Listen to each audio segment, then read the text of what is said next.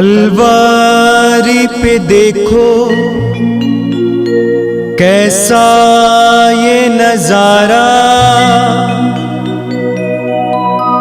परमेश्वर का बेटा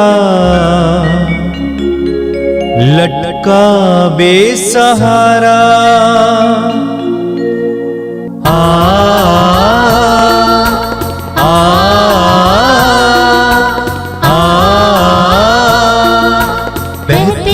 रक्त धारा जिसमें सबको मिले मुक्ति, बहती रक्त धारा जिसमें सबको मिले शांति, बहती रक्त धारा जिसमें सबको मिले मुक्ति, बहती रक्त धारा जिसमें सबको मिले शांति। क्रिस्त में प्यारे भाइयों और बहनों, इस पवित्र रक्ताभिषेक प्रार्थना में आप सभी का हार्दिक स्वागत है। तो आइए इस प्रार्थना को भक्तिपूर्वक शुरू करते हैं। पिता और पुत्र और पवित्र आत्मा के नाम पर आमीन।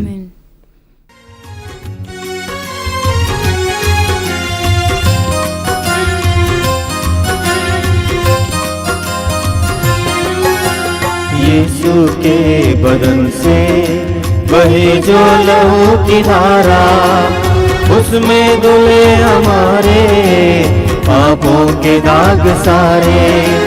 यीशु के बदन से बहे जो लहू की धारा, उसमें धुले हमारे पापों के दाग सारे। रख ले उसी में आशा, त्यज दे सभी निराशा, यीशु ही हमारे जीवन पार लगाए। रख ले उसी में आशा, त्यज दे सभी निराशा, यीशु ही हमारे जीवन पार लगाए। यीशु के बदन से बही जो लहू की धारा, उसमें धुले हमारे पापों के दाग सारे। यीशु के बदन से बही जो लहू की धारा, उसमें धुले हमारे पापों के दाग सारे। आप मेरे पीछे दोहराएंगे। हे प्रेमी पिता, हे प्रेमी पिता, हम तुझे धन्यवाद देते हैं, हम तुझे धन्यवाद देते हैं, क्योंकि तूने हमसे इतना प्रेम किया, हमसे इतना प्रेम किया कि हमारे लिए अपने इकलौते पुत्र को अर्पित किया, जिससे जो उसमें विश्वास करे उसका सर्वनाश ना हो, बल्कि अनंत जीवन प्राप्त करें। हे संसार के मुक्तिदाता, प्रभु यीशु, हम तेरे बलिदान के लिए तुझे धन्यवाद देते हैं। तूने कहा यह प्याला मेरे रक्त का नूतन विधान है, यह तुम्हारे लिए बहाया जा रहा है। हम अंगीकार करते हैं कि हमारा उद्धार तेरे मूल्यवान रक्त की कीमत पर हुआ है।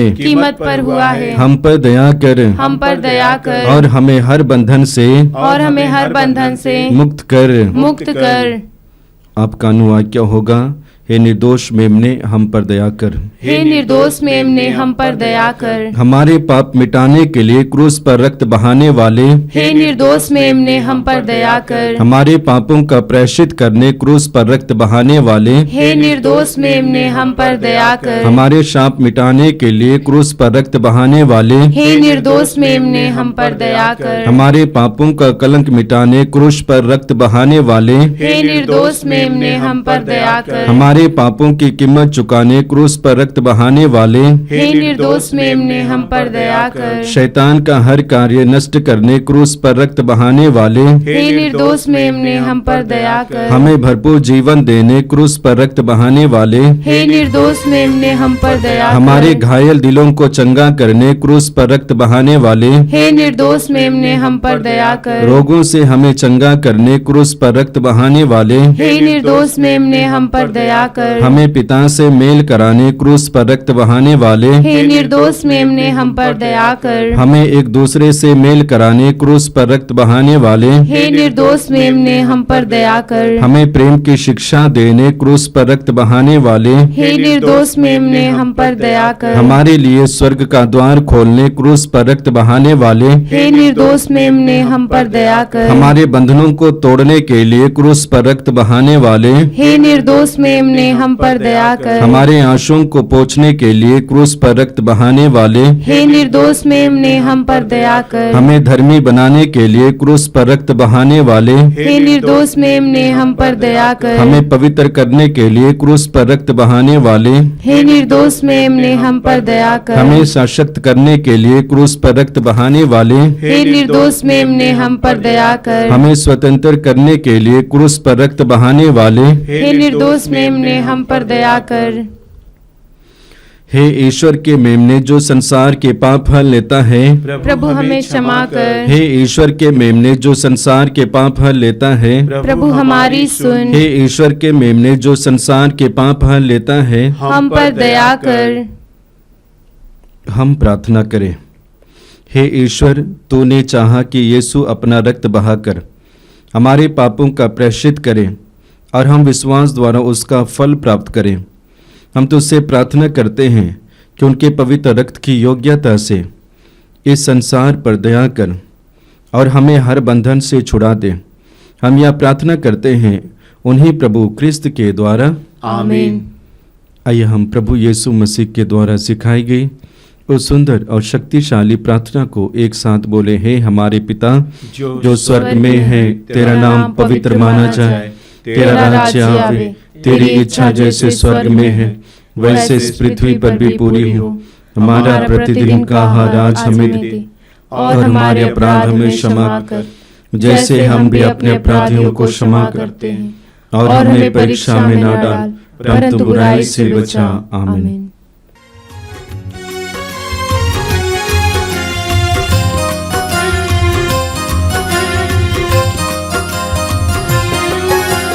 यीशु के बदन से बहे जो लहू की धारा, उसमें धुले हमारे पापों के दाग सारे। यीशु के बदन से बहे जो लहू की धारा, उसमें धुले हमारे पापों के दाग सारे। रख ले उसी में आशा, रज दे सभी निराशा। यीशु ही हमारे जीवन का लगाए। रख ले उसी में आशा, रज दे सभी निराशा। यीशु ही हमारे जीवन का लगाए। यीशु के बदन से वही जो लहू की धारा, उसमें धुले हमारे पापों के दाग सारे। यीशु के बदन से वही जो लहू की धारा, उसमें धुले हमारे पापों के दाग सारे। आइए हम प्रार्थना करें। मैं आप सभी से अनुरोध करूंगा कि आप जहां कहीं भी बैठे हों, इस समय अपने मन और हृदय को एकाग्र करें और अपने पूरे ध्यान को प्रभु पे लगाएं। इस पवित्र रक्ताभिषेक प्रार्थना के द्वारा आपके जीवन में प्रभु बहुत सारे कार्य करना चाहते हैं। अपने आप को उसके लिए तैयार कीजिए। प्रभु यीशु, मैं तुझे धन्यवाद देता हूं इस सुंदर समय के लिए। धन्यवाद देता हूं इन भाई बहनों के लिए जो इस ऑनलाइन कार्यक्रम के द्वारा तेरे साथ जुड़े हुए हैं। प्रभु यीशु, धन्यवाद देता हूं एक एक भाई बहन जो इस समय हमारे साथ जुड़े हुए हैं, उनके लिए मैं विश्वास करता हूं कि तू उनके जीवन में कार्य करने जा रहा है। आइए मेरे प्रिय भाई और बहनों, इस समय अपनी आंखें बंद रखना और अपने हृदय को खोलना अपने जीवन की हर एक पीड़ा को इस समय प्रभु के सामने लाइए। परिवार की समस्याओं को प्रभु के सामने लाइए। अपनी व्यक्तिगत समस्याओं को प्रभु के सामने लाइए। प्रभु अपने पवित्र वचन में कहते हैं, जो मेरे पास आता है मैं उसे कभी नहीं ठुकराऊंगा। जो मेरे पास आता है मैं उसे कभी नहीं ठुकराऊंगा। जो प्रभु के पास जाता है उसे प्रभु ठुकराते नहीं हैं। जो संपूर्ण हृदय से प्रभु के पास जाता है उसे प्रभु ठुकराता नहीं है। सुसमाचारों में हम पढ़ते हैं, जितने भी लोग विश्वास के साथ यीशु के पास गए उन सब के जीवन में प्रभु ने चमत्कार और चिन्ह प्रकट किया। उस अंधे भिखारी का उदाहरण लीजिए, उस कोढ़ी का उदाहरण लीजिए, उन 10 कोढ़ियों का उदाहरण लीजिए, रक्तस्राव से पीड़ित उस नारी का उदाहरण लीजिए, उस कनानी स्त्री का उदाहरण लीजिए। प्रभु कहते हैं, जो मेरे पास आता है मैं उसे कभी नहीं ठुकराऊंगा। इस विश्वास के साथ प्रभु के सानिध्य में आइए। मैं आपसे अनुरोध करूंगा कि आप जहां कहीं भी बैठे हों, प्रभु की उपस्थिति का एहसास करें।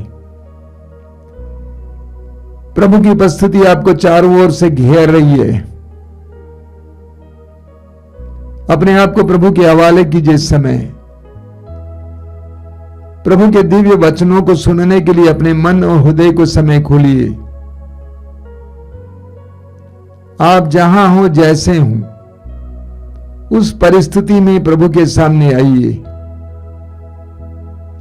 जिस तरह उड़ाऊ पुत्र सारी संपत्ति उड़ाने के बाद अपने पिता की ओर चला आया,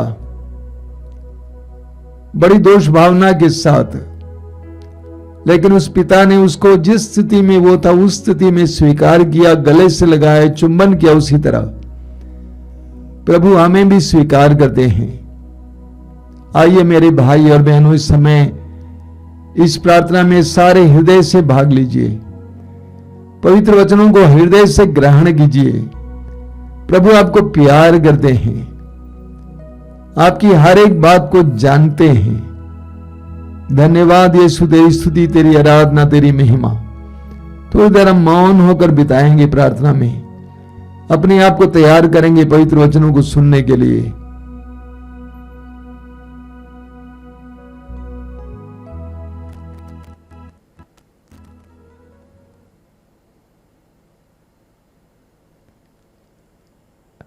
अपनी आंखें खोलें।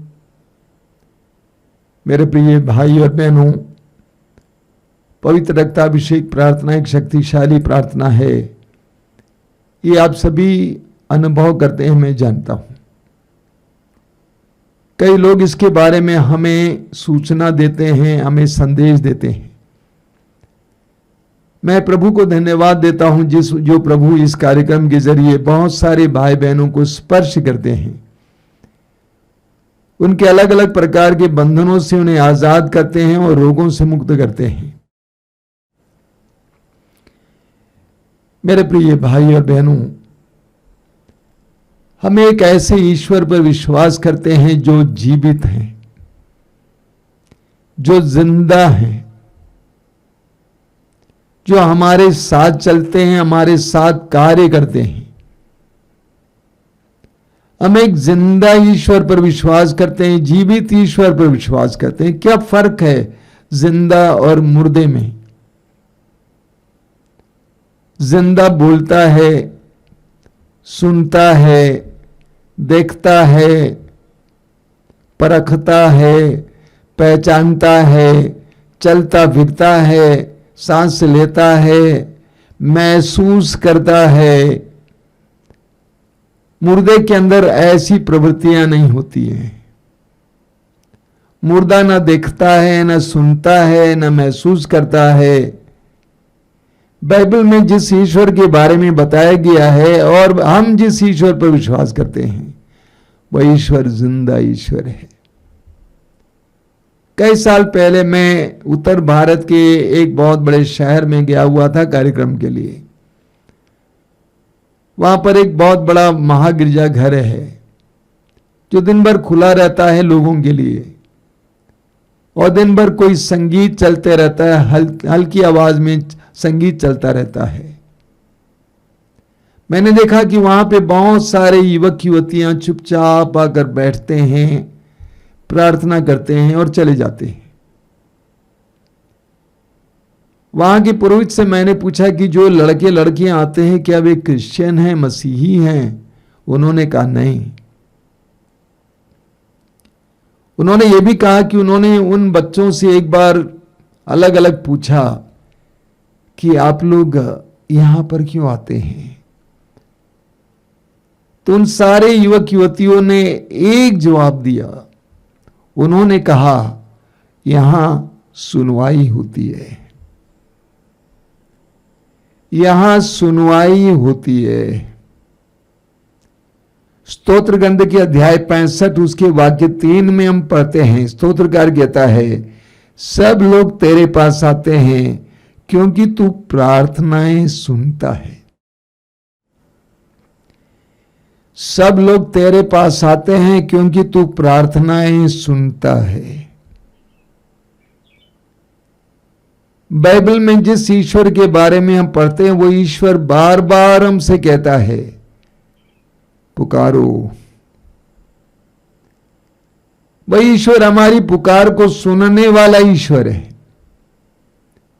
स्तोत्र ग्रंथ के अध्याय 50 उसके वाक्य 15 में हम पढ़ते हैं, प्रभु कहते हैं, संकट में मेरी दुहाई दो, मैं तुम्हारा उद्धार करूंगा और तुम मेरा सम्मान करोगे।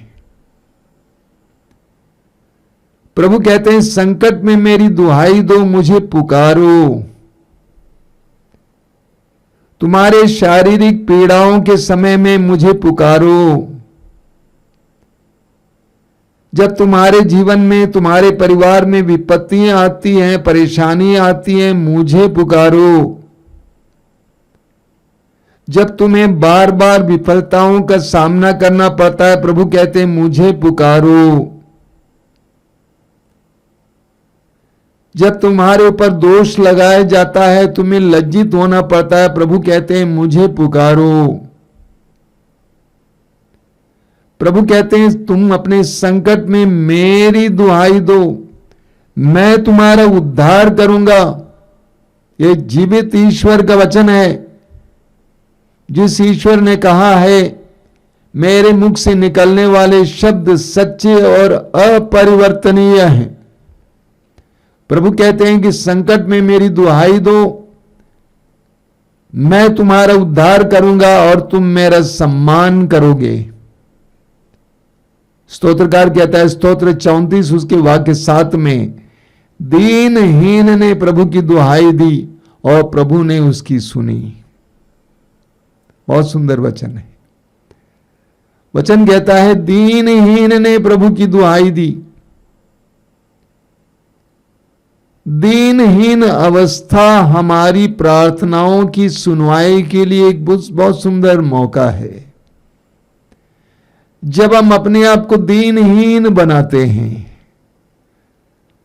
जब हम अपने आप को दरिद्र बनाते हैं, दुर्बल बनाते हैं, प्रभु के सामने अपनी कमजोरी को व्यक्त करते हैं। पेतरुस पानी में डूब रहा था, उसने कहा कि प्रभु मुझे बचाइए।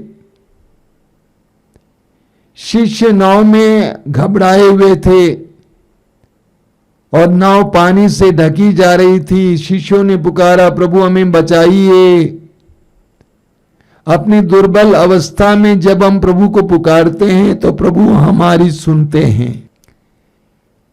हमें मत्ती के सुसमाचार के अध्याय 15 में उस कनानी स्त्री के बारे में पढ़ने को मिलता है। बहुत सुंदर उदाहरण है, हमने उस पर मनन भी किया है। उस नारी की बेटी अबदूतों से पीड़ित थी और वचन में लिखा हुआ, वाक्य 22 में लिखा हुआ, वो कनानी स्त्री यीशु को पुकार पुकार कर कहती थी मुझ पर दया कीजिए। वह पुकार पुकार कर कहती थी कि मुझ पर दया कीजिए। हालांकि पहले प्रभु ने उसका तिरस्कार किया, लेकिन अंत में प्रभु को उसकी बात को मानना पड़ा और प्रभु ने कहा कि नारी तुम्हारा विश्वास महान है, तुम्हारी इच्छा पूरी हो। उस नारी ने पुकार पुकार कर प्रार्थना की। ये पुकारने का मतलब क्या है? बार बार प्रभु कहते हैं मुझे पुकारो।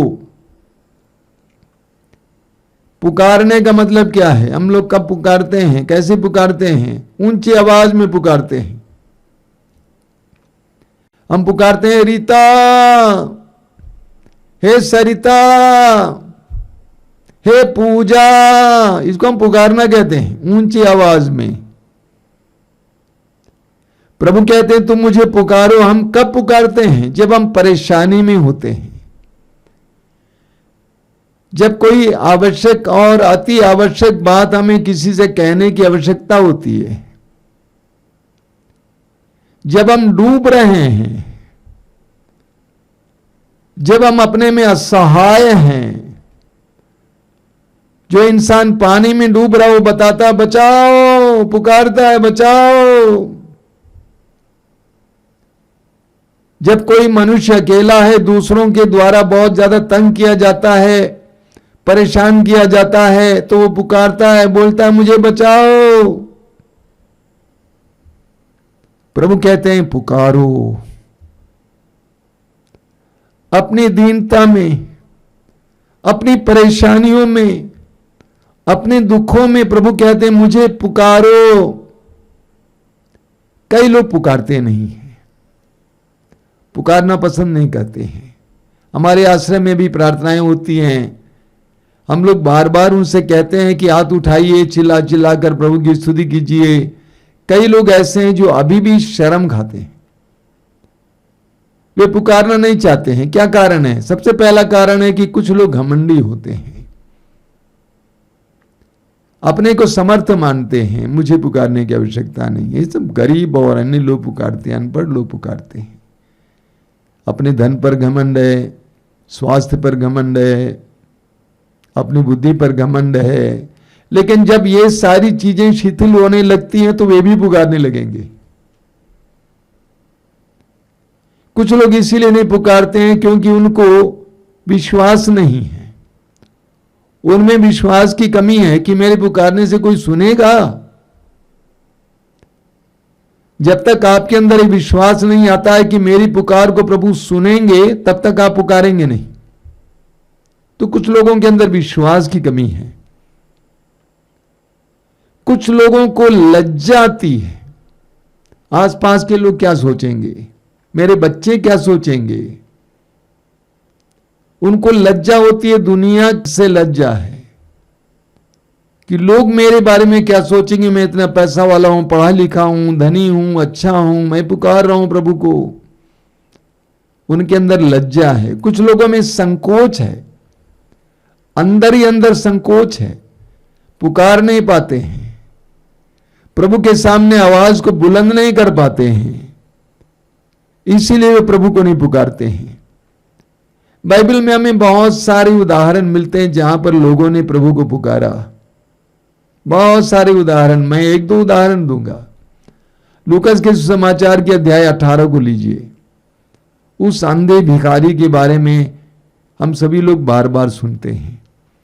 वहां पे लिखा हुआ है वो पुकारता रहा। जब उसे पता चला कि यीशु नाज़री यहां से गुजर रहे हैं, भीड़ की आवाज को सुनकर उसने लोगों से पूछा कि क्या हो रहा है। जब लोगों ने जवाब में कहा कि यीशु नाज़री यहां से गुजर रहे हैं, इतना सुनते ही वो पुकारने लगा कि हे यीशु दाऊद के पुत्र मुझ पर दया कर, हे यीशु दाऊद के पुत्र मुझ पर दया कर। और उसकी आवाज और बुलंद होती गई। वचन में लिखा वो पुकारता रहा, यानी बार बार पुकारता रहा। लोगों ने उसको शांत करने का प्रयास किया, लेकिन वो शांत नहीं हुआ, बल्कि ठीक इसके विपरीत और बुलंद आवाज में पुकारने लगा, जब तक कि उसकी आवाज यीशु के कान तक नहीं पहुंची। वो तब तक पुकारता रहा जब तक कि उसकी आवाज यीशु के कान तक नहीं पहुंची। उसने क्यों पुकारा, चिल्ला चिल्ला कर क्यों पुकारा? क्योंकि वो विश्वास करता था कि यीशु मुझ जैसे नाचीजों को सुनते हैं, देखते हैं, मिलते हैं। यीशु मुझ जैसे लोगों से मिलते हैं, उनका हृदय विशाल है। वह इसीलिए पुकारता रहा क्योंकि वह विश्वास करता था कि यीशु मुझे चंगा कर सकते हैं। मेरी दृष्टि, मेरी ज्योति जो चली गई, यीशु मुझे वापस लौटा सकते हैं। यह विश्वास था उसके अंदर। उसके अंदर यह विश्वास था कि मुझे एक नया जीवन मिल सकता है। उसे विश्वास था कि मेरी अवस्था बदलेगी। आज मैं भिखारी हूं, कल मैं मेहनत करने वाला इंसान बन सकता हूं। एक दृढ़ धारणा थी, एक पक्का विश्वास था, इसलिए उसने पुकारा, बार बार पुकारा। जवाब क्या था? जवाब इंस्टेंट, तुरंत। यीशु रुक गए। यीशु ने उसको बुलवाया। लोगों ने कहा कि वो तुमको बुला रहे हैं, और वो उसके पास आया। यीशु ने पूछा, क्या चाहते हो कि मैं तुम्हारे लिए क्या करूं? कितना सुंदर जवाब है। क्या चाहते हो कि मैं तुम्हारे लिए क्या करूं? बेटा बोल। जब आप उस अंधे भिखारी की तरह विनम्र होकर विश्वास के साथ, दृढ़ धारणा के साथ प्रभु को पुकारेंगे तो प्रभु रुकेंगे। प्रभु आपसे भी यही सवाल करेंगे, बोल बेटा, तुम क्या के लिए मुझे पुकारे? मैं तुम्हारे लिए क्या करूं? उसने कहा, गुरुवर, मैं फिर देखना चाहता हूं। I want to see again. प्रभु ने कहा, तुम्हारे विश्वास ने तुम्हारा उद्धार किया है। उसी क्षण उसकी नजरें खुल गईं, उसकी आंखों में ज्योति आई, वो देखने लगा। तो प्रभु का वचन कहता है कि संकट में मेरी दुहाई दो, मैं तुम्हारा उद्धार करूंगा। प्रवक्ता ग्रंथ के अध्याय 35 वाक्य 20 में लिखा हुआ है। प्रवक्ता ग्रंथ अध्याय 35 वाक्य 20 में, जो सारे हृदय से प्रभु की सेवा करता है उसकी सुनवाई होती है। जो सारे हृदय से प्रभु की सेवा करता है उसकी सुनवाई होती है। गहरी बात है। यानी जो सच्चे और सारे हृदय से प्रभु पर विश्वास करता है, प्रभु की भक्ति करता है, प्रभु की सेवा करता है, प्रभु की आराधना करता है, उसकी सुनवाई होती है। आगे लिखा हुआ है, उसकी पुकार मेघों को चीर कर ईश्वर तक पहुंचती है। उसकी पुकार मेघों को चीर कर प्रभु तक पहुंचती है। किसकी पुकार? जो सारे हृदय से प्रभु की सेवा करता है, जो सारे हृदय से प्रभु पर भरोसा रखता है, विश्वास करता है, सेवा करता है, आराधना करता है, समर्पित है। उसकी पुकार मेघों को चीर कर ईश्वर तक पहुंच जाती है। हमारे आश्रम में एक बहन आती है, मैं उसका नाम नहीं लेना चाहता हूं। कई साल पहले की बात है, उसकी दुर्घटना हो गई थी और उसके भेजे पर इसका असर पड़ा। इसीलिए बहुत महंगी और बहुत हेवी दवा खाना पड़ता था। नींद अच्छी नहीं होती थी। उसकी बेटी यीशु पर विश्वास करती थी, जिसकी शादी हो चुकी थी। उसने कहा कि मां, आप ऐसा करें, आप मातृधाम आश्रम चले जाइए, प्रार्थना में भाग लीजिए। पहले पहले उस बहन में विश्वास नहीं था। आती थी, उसके समझ में कुछ नहीं आता था, क्या होता है यहाँ पे? भीड़ है, कोई आवाज है, कोई प्रवचन है, लेकिन बातें समझ में नहीं आ रही थी। उस बहन ने साक्ष्य में कहा कि एक बार इस अंधे भिखारी के बारे में वचन सुनाया जा रहा था और ये बोला जा रहा था कि वो अंधा भिखारी पुकारता रहा कि हे यीशु, दाऊद के पुत्र, मुझ पर दया कर। उसकी पुकार को यीशु ने सुन लिया और उसकी आंखों को प्रभु ने खोल दिया। ये बात इस बहन के हृदय में घर कर गई। वो बहन घर पहुंच गई और जितनी दवाइयां थी उठा के फेंक दी और पुकारने लगी कि हे यीशु दाऊद के पुत्र, मुझ पर दया कर। परिवार के लोगों ने सोचा कि ये पागल हो गई है, तो उस बहन ने कहा कि मैं पागल नहीं हुई, मैं ठीक हूं, मैं प्रार्थना कर रही हूं। आप विश्वास नहीं करेंगे, वो बहन पुकारती रही। आज तक उस रोग के लिए उस बहन ने एक गोली तक नहीं खाई। आज वो बहन प्रार्थना चलाती है, अगुवाई करती है। प्रभु कहते हैं संकट में तुम मेरी दुहाई दो, मैं तुम्हारा उद्धार करूंगा और तुम मेरा सम्मान करोगे। यिर्मयाह नबी के ग्रंथ के अध्याय 29 वाक्य 12, वहां पे बहुत सुंदर वचन लिखा हुआ है, जब तुम मुझे पुकारोगे और मुझसे प्रार्थना करोगे तो मैं तुम्हारी प्रार्थना सुनूंगा।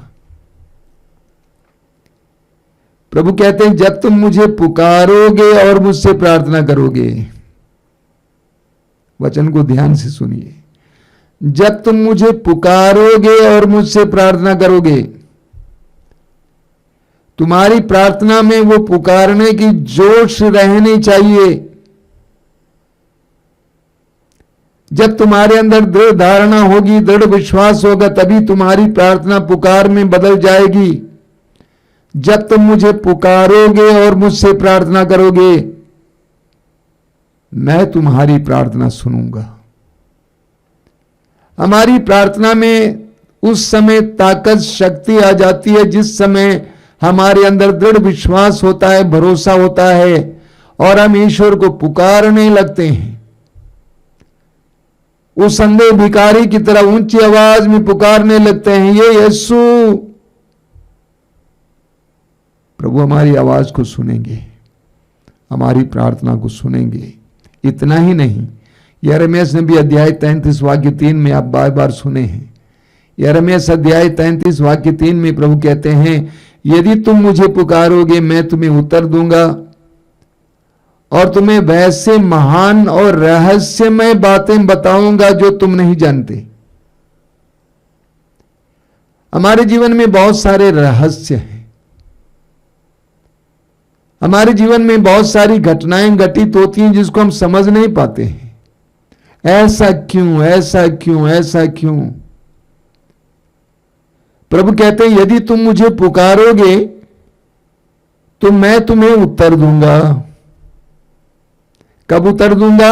यदि तुम मुझे पुकारोगे। तो पुकारने के लिए संकोच छोड़ना पड़ेगा, अविश्वास को त्यागना पड़ेगा, शर्म को छोड़ना पड़ेगा, दृढ़ धारणा धारण करने की आवश्यकता होती है, विश्वास और भरोसे को बुलंद करने की आवश्यकता होती है। प्रभु कहते हैं यदि तुम मुझे पुकारोगे मैं तुम्हें उत्तर दूंगा और वैसे महान और रहस्यमय बातें बताऊंगा जो तुम नहीं जानते। जब हमारी प्रार्थना में दृढ़ता होती है और गहराई होती है तो प्रभु हमें बहुत सारे रहस्य समझाते हैं, बहुत सारी बातें हमारे जीवन में प्रकट करते हैं। मैं आपको बताना चाहता हूं, आश्रम में कई सुंदर सुंदर काम होते हैं। ये जो कार्यक्रम चल रहा है ऑनलाइन प्रोग्राम, आप ये जानिए यह पुकार के लिए प्रभु के द्वारा दिया गया रिस्पॉन्स है, जवाब है। मैंने आपको इसके बारे में कहा है। प्रार्थना में जब प्रभु को पुकारा गया तो प्रभु ने जवाब दिया। प्रभु ने हमें समझाया कि तुम्हें ऐसा करना, ऐसा करना, ऐसा करना होगा और हमने उसके अनुसार कार्य किया। इसलिए आज आपके सामने ये ऑनलाइन कार्यक्रम मातृधाम आश्रम से पेश किया जा रहा है। तो प्रभु कहते हैं मुझे पुकारो, मैं तुम्हारा उद्धार करूंगा, मैं तुम्हें उत्तर दूंगा। आइए हम प्रार्थना करें, आंखें बंद कीजिए।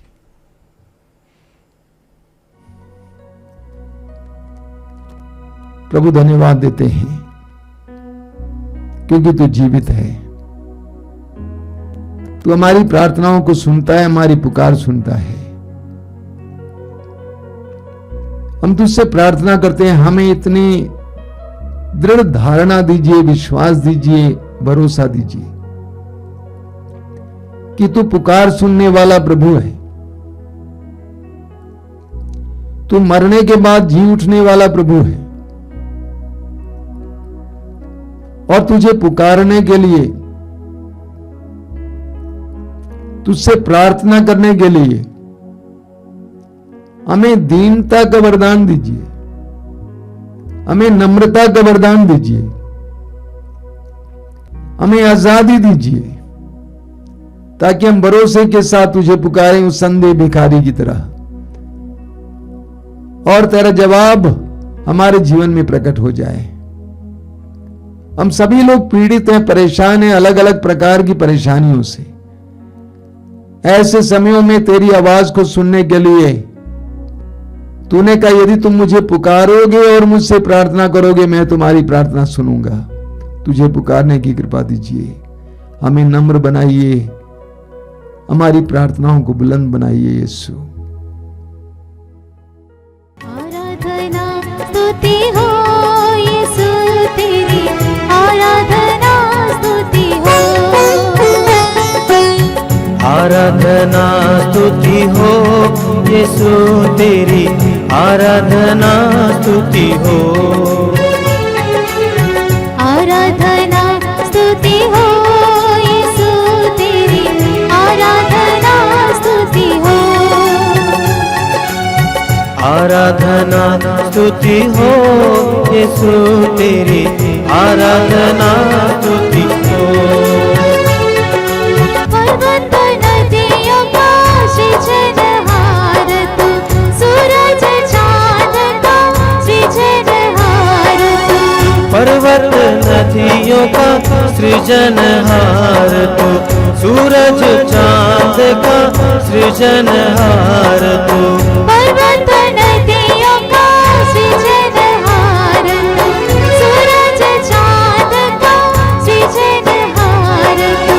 पर्वत नदियों का सृजनहार तू, सूरज चांद का सृजनहार तू।